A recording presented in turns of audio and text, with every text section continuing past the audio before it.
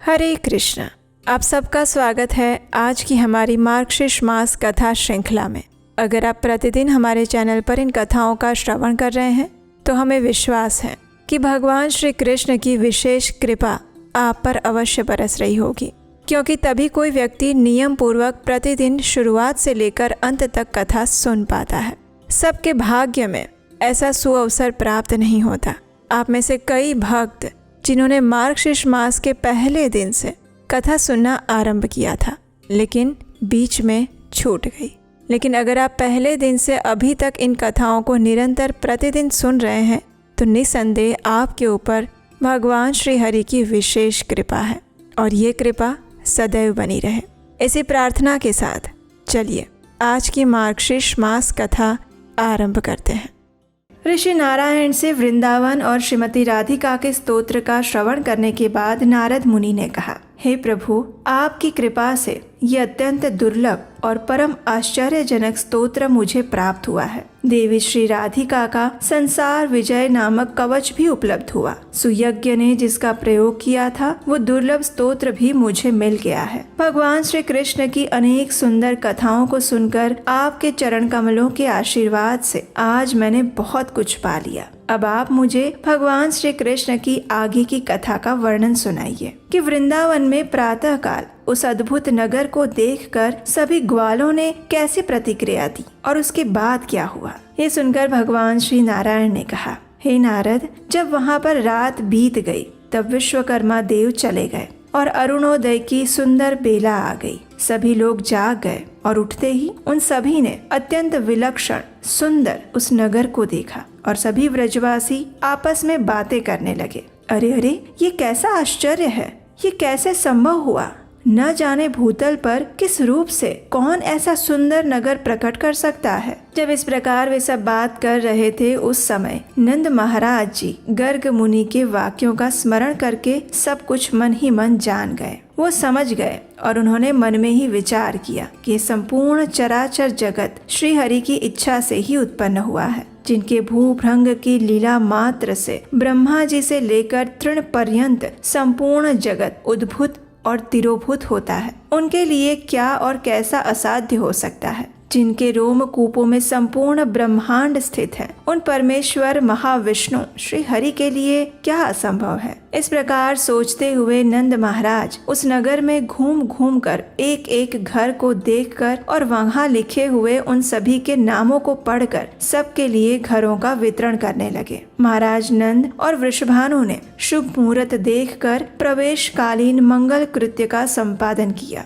और दोनों ने अपने अपने गृहों में प्रवेश किया। वृंदावन में रहते हुए उन सबके मुख और नेत्र अत्यंत प्रसन्नता से खिले हुए थे। उन सभी गोपों ने भी अत्यंत आनंद पूर्वक अपने अपने घरों में गृह प्रवेश किया। अपना अपना स्थान देखकर सभी गोपों को बड़ा ही आनंद मिला। वहाँ पर बालक और बालिकाएं भी हर्ष पूर्वक खेलने कूदने लगे और भगवान श्री कृष्ण और बलदेव भी कौतूहलवश अपने मित्रों के साथ उस स्थान पर क्रीड़ा करने लगे। इस प्रकार सभी गोकुल वासी अब वृंदावन वासी बन गए थे और वे अत्यंत सुख पूर्वक भगवान श्री कृष्ण और बलराम जी के सानिध्य में अपने दिन व्यतीत करने लगे। इतना कहकर ऋषि नारायण चुप हो गए, लेकिन नारद मुनि की जिज्ञासा को कौन शांत कर सकता है। इसलिए नारद मुनि ने कहा, हे मुनि श्रेष्ठ, हे ज्ञान सिंधु, मैं आपका शरणागत शिष्य हूँ। कृपया आप मुझे श्री कृष्ण लीलामृत का और पान करवाइए। उन्होंने आगे और कौन कौन सी लीलाएं की वो भी आप बताइए।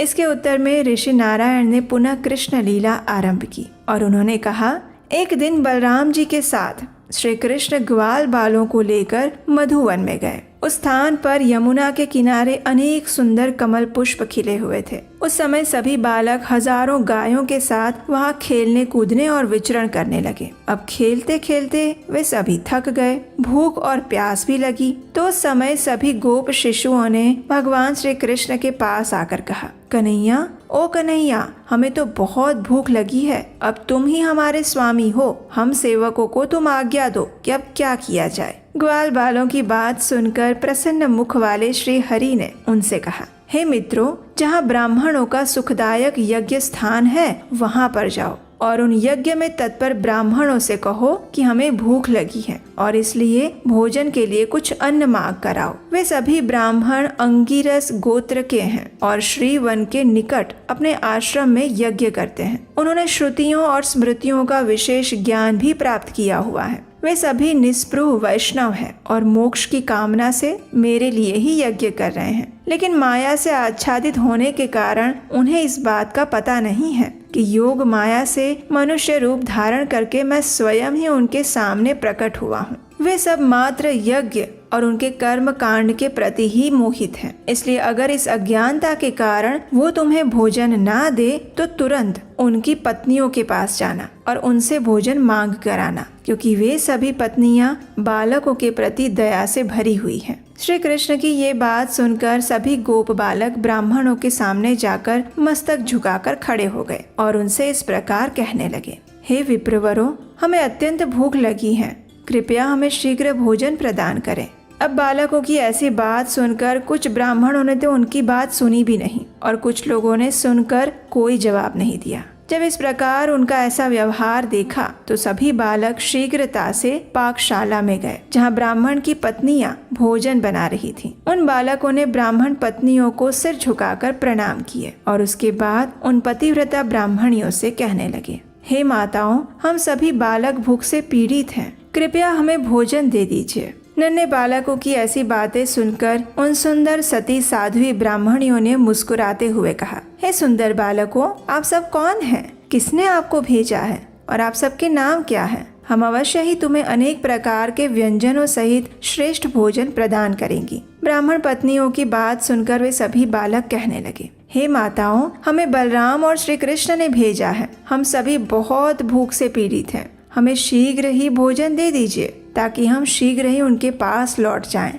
यहाँ से थोड़ी दूरी पर वन के अंदर भांडीर वट के निकट मधुवन में कृष्ण और बलराम बैठे हुए हैं। वे दोनों भाई भी थके और भूखे हैं और भोजन मांग रहे हैं। बालकों की बात सुनकर सभी ब्राह्मण पत्नियां अत्यंत हर्ष से खिल उठी। उनके नेत्रों में आनंद के आंसू छलक आए, उनके अंग पुलकित हो गए, क्योंकि उनके मन में भगवान श्री कृष्ण के चरणों के दर्शन की कब से अभिलाषा थी। उन्होंने अत्यंत प्रसन्नता पूर्वक सोने, चांदी और फूल की थालियों में अनेक प्रकार के व्यंजनों से युक्त सुंदर भोजन परोसा, जिसमें अगानी के चावल का भात, खीर, स्वादिष्ट पीठा, दही, दूध, घी और मधु रखकर वे सब श्री कृष्ण के पास जाने लगी। मन ही मन वे नाना प्रकार के मनोरथ लेकर जाने के लिए तैयार हो गई। वे सभी ब्राह्मण पत्नियां धन्य और पतिव्रत परायणा थी। उनके मन में श्री कृष्ण दर्शन की उत्कंठा थी, इसलिए उन्होंने वहां जाकर बालकों के साथ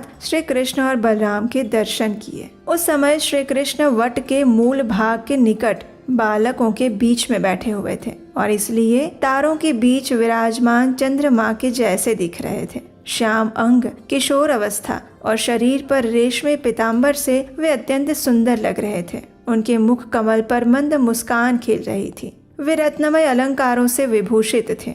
उन्होंने गले में आजानु लंबिनी शुभ्र रत्न माला धारण की थी और मालती पुष्पों की माला से उनके कंठ और वक्ष स्थल दोनों सुशोभित थे। उनके सुंदर लाल रंग के ओठ पके हुए बिंब फल को लज्जित कर रहे थे और वे परिपक्व अनार के दानों की भांति सुंदर दंत पंक्ति धारण किए थे। ऐसे परमेश्वर के दर्शन करके ब्राह्मण पत्नियों ने भक्ति भाव से उन्हें प्रणाम किया और अपने ज्ञान के अनुरूप उस मधुसूदन की स्तुति करने लगी। ब्राह्मणों की पत्नियों ने कहा, हे भगवान, आप स्वयं ही परब्रह्म, परम धाम, निरीह, अहंकार रहित, निर्गुण, निराकार, सगुण और साकार हैं। आप सबके साक्षी, निर्लेप और आकार रहित परमात्मा हैं। आप ही प्रकृति, पुरुष और उन दोनों के परम कारण हैं, जिनके रोमकूप से संपूर्ण विश्व निवास करता है। वे महाविराट महाविष्णु आप ही हैं। हे प्रभु, आप उनके जनक हैं। आप ही तेज और तेजस्वी है, ज्ञान और ज्ञानी हैं। हे प्रभु, आप संपूर्ण इंद्रियों के विषयों को जानने वाले हैं, जिनकी स्तुति करने और जिनके तत्व का निरूपण करने में स्वयं सरस्वती देवी भी जड़वत बन जाती हैं। महेश्वर, शेषनाग, धर्म और स्वयं विधाता भी जड़ तुल्य बन जाते हैं। फिर दूसरे कौन विद्वान आपकी स्तुति कर सकते हैं? हे प्राणेश्वर, हम सामान्य स्त्रियां आपकी क्या ही स्तुति कर पाएंगी। हे देवाधिदेव, कृपया हम पर प्रसन्न होइए। हे दीन बंधो, कृपा कीजिए। इस प्रकार कहते हुए सभी ब्राह्मण पत्नियां भगवान के चरण कमलों में गिर गई। भगवान श्री कृष्ण ने प्रसन्न मुख से उन सबको आशीर्वाद दिए। जो भी व्यक्ति पूजा के समय में इन ब्राह्मण पत्नियों द्वारा किए गए इस स्तोत्र का पाठ करता है, उसे ब्राह्मण पत्नियों के समान ही गति को प्राप्त कर लेता है और उसमें कोई संशय नहीं है। इस बात को कहकर अब ऋषि नारायण आगे कहते हैं। ब्राह्मण पत्नियों की स्तुति सुनने के बाद श्री मधुसूदन ने कहा, हे देवियों, आप सबका कल्याण हो, आप कृपया कोई वर मांगे। श्री कृष्ण की ये बात सुनकर विप्र पत्नियों को बड़ी प्रसन्नता हुई। उन्होंने अपना मस्तक झुकाया और प्रेम पूर्वक बोलने लगी, हे श्री कृष्ण, हमें आपसे कोई वर नहीं चाहिए। हमारी अभिलाषा तो यही है कि आपके चरण कमलों की हमें सेवा प्राप्त हो। आप हमें अपना दास्य भाव और परम दुर्लभ सुदृढ़ भक्ति प्रदान कीजिए। हम प्रतिक्षण आपके मुखार विंद को देखती रहें, यही कृपा कीजिए। अब हम पुनः अपने घर को नहीं जाना चाहती। उनकी ऐसी बातें सुनकर श्री कृष्ण ने कहा, जैसी तुम्हारी इच्छा। और फिर से वे बालकों की मंडली के बीच में बैठ गए। उसके बाद ब्राह्मण पत्नियों ने सुधा के समान सुंदर और स्वादिष्ट अन्न भोजन उन्हें प्रदान किया। भगवान ने उस अन्न को लेकर सभी ग्वाल बालों को भी भोजन करवाया और स्वयं भी भोजन किया।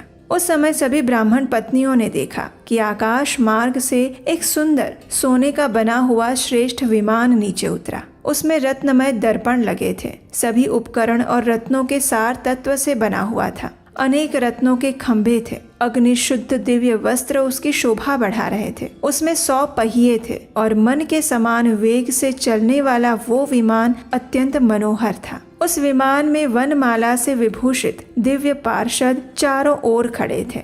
उन सब ने पीताम्बर पहन रखा था। वे 2 भुजाओं से युक्त गोपवेशधारी थे और वे सभी तुरंत रथ से उतरकर भगवान श्री हरि के चरणों में प्रणाम करके उन ब्राह्मण पत्नियों से कहने लगे, हे देवियों, आप इस विमान पर चढ़ जाएं। और उनकी आज्ञा का पालन करते हुए सभी ब्राह्मण पत्नियां श्री हरि को नमस्कार करके अपने मनोवांछित गोलोक में जाकर पहुंच गई। उन्होंने मानव देह का त्याग कर दिया और तत्काल भगवान की नित्य संगिनी गोपियां बन गई। उसके बाद श्री हरि ने वैष्णवी माया के द्वारा उनकी छाया का निर्माण किया और स्वयं ही उन्हें ब्राह्मणों के घरों में वापस भेज दिया। सभी ब्राह्मण जो यज्ञ कर रहे थे वे अपनी अपनी पत्नियों के लिए उद्विग्न थे। सभी और उन्हें खोज रहे थे और उसी समय उन्हें अपनी पत्नियां वापस मिली। उन सबको देखकर वे सभी प्रसन्न हुए और विनय पूर्वक उनसे कहने लगे, आप सभी लोग परम धन्य हैं, क्योंकि आप सबने साक्षात परमेश्वर के दर्शन किए हैं। हमारा जीवन व्यर्थ है। हम वेद पाठ भी निरर्थक ही कर रहे हैं। वेद और पुराण में सर्वत्र विद्वानों द्वारा श्री हरि की समस्त विभूतियों का वर्णन किया गया है। सबके जनक श्री हरि ही है। जिसने श्री कृष्ण की सेवा कर ली, उसे तपस्याओं के फलों से क्या प्रयोजन है। जिसे कल्प वृक्ष की प्राप्ति हो गई, वो दूसरे किसी वृक्ष को लेकर क्या करेगा। इस प्रकार कहते हुए सभी ब्राह्मण अपने श्रेष्ठ कामिनियों को लेकर अपने अपने घर लौट गए और उनके साथ आनंद पूर्वक रहने लगे। उन सबका क्रीड़ा में और अन्य सभी कार्यों में पहले वाली स्त्रियों की तुलना में अधिक प्रेम और उदार भाव प्रकट हो रहा था। लेकिन माया से वशीभूत होने के कारण वे ब्राह्मण लोग इस बात को नहीं समझ पाए। और उधर सनातन पूर्ण ब्रह्म परम भगवान श्री कृष्ण अपने भाई बलराम जी के साथ भोजन करने के बाद ग्वाल बालों सहित अपने घर को वापस चले गए। हे नारद मुनि, इस वृतांत को पूर्व काल में मैंने अपने पिता धर्मदेव से सुना था। अब मुझे आप ये बताएं कि अब आप क्या सुनना चाहते हैं। तब नारद मुनि ने कहा, हे ऋषेंद्र, किस पुण्य के प्रभाव से उन ब्राह्मण पत्नियों को ऐसी गति प्राप्त हुई जो बड़े बड़े मुनीश्वरों और योग सिद्ध पुरुषों के लिए भी दुर्लभ थी। पूर्व काल में ये सभी पुण्यवती स्त्रियां कौन थी और किस दोष के कारण उन्हें इस भूतल पर आना पड़ा था। कृपया आप मेरे इस संदेह का निवारण कीजिए। नारद मुनि की ये जिज्ञासा सुनकर श्री नारायण ऋषि ने इन सभी ब्राह्मण पत्नियों के पूर्व जन्म का वृत्तांत सुनाया और वो संपूर्ण वृत्तांत हम सुनेंगे इसी मार्गशीर्ष मास कथा श्रृंखला की आने वाली अगली कड़ी में।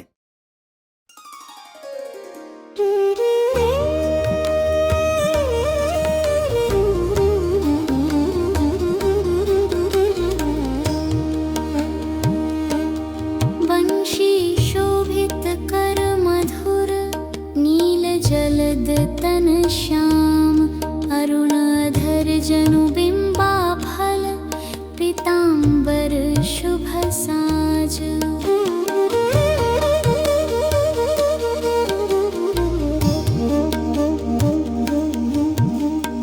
जय मनमोहन मदन छवि कृष्ण चंद्र महाराज करहु कृपा है रवि तनय राखहु जन की लाज। जय यदुनंदन जय जगवंदन जय वसुदेव देवकी नंदन जय यशोदासुत नंद दुलारे जय प्रभु भक्तन के दृगतारे। जय नट नागर नागनथैया कृष्ण कन्हैया धेनु चरैया पुनि नख पर प्रभु गिरिवर धारो आओ दीनन कष्ट निवारो।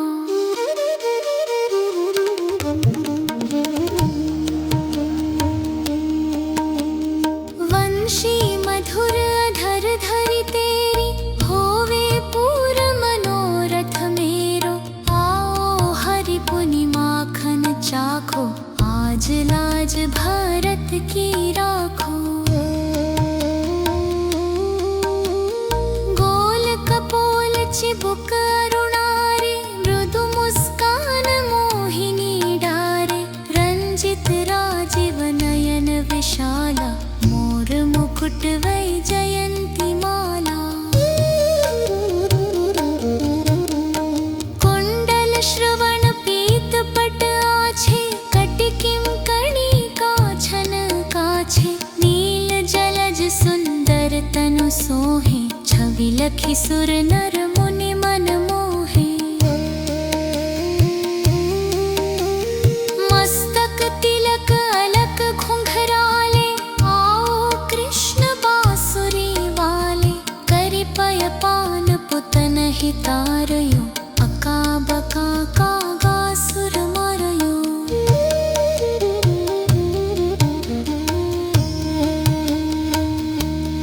मधुवन जलत अग्नि जब ज्वाला भय शीतल लखित ही नंद लाला सुरपति जब ब्रज चढ़यो रिसाई मसूर धार वारि वर्षाई।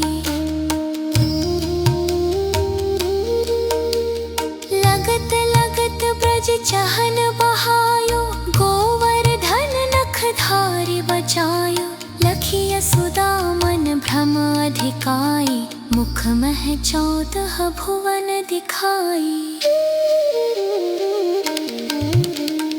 दुष्ट कनस अति उधम मचायो कोटि कमल जब फूल मंगायो नाथि काली यही तब तुम लीन्हे चरण चिन्ह दे निर्भय किन्हे। करि गोपिन संग रास विलासा सबकी पूर्ण करी अभिलाषा केतिक महासुर संहारयो कंस ही केस पकड़ी दे मरयो। मात पिता की बंदी छुड़ाई उग्रसेन कह राज दिलाई मही से मृतक छहों सुत लायो मातु देवी की शोक मिटायो।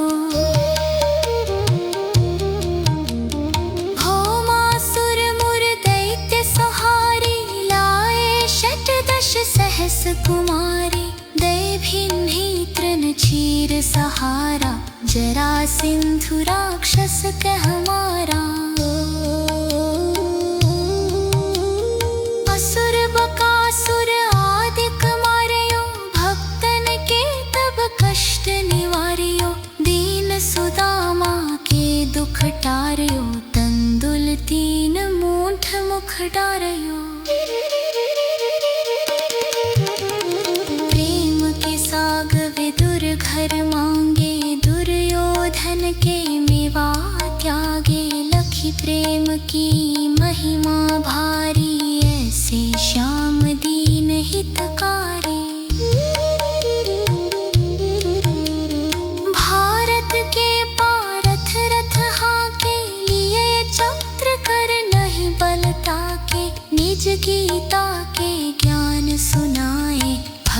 जन हृदय सुधा वर्षाए।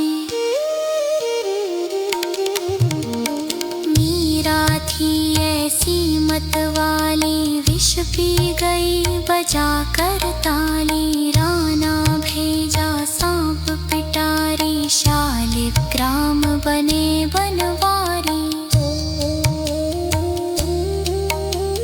निज माया तुम विधि ही दिखायो, उरते संशय सकल मिटायो। तब शत निंदा करि तत्काला, जीवन मुक्त भयो शिशुपाला।